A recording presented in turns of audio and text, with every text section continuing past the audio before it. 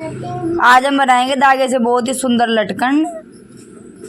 और ये ऐसे कपड़ा लेके इसमें ऐसे धागा ये ऐसे लगा लेंगे, इसको इसमें ऐसे सिलाई मार लगा देंगे, इसके ऊपर ऐसे सिलाई लगा देंगे, ऐसे सिल इसको सिल लेंगे। बहुत ही सुंदर से लटकन बनकर तैयार हो जाती है। ये ऐसे सिल लेंगे, इसको ऐसे सिल के और ऐसे कंघी से ऐसे सीधा कर लेंगे इनको धागे को। ऐसे सीधा करके इसको कैंची से छाड़ देंगे, ऐसे ऐसे कैंची से छाड़ देंगे। और इसके ऊपर हम सिलाई लगा लेंगे। और इसके ऊपर सिलाई लगा के इसके ऊपर ये ऐसे लेस लगा लेंगे। इससे बहुत ही सुंदर और बहुत ही अच्छा लुक आता है। इससे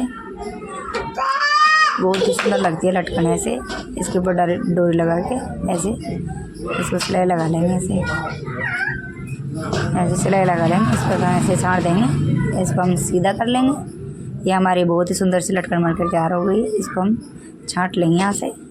ये हमारी बहुत ही सुंदर लटकन तैयार हो गई है बनके,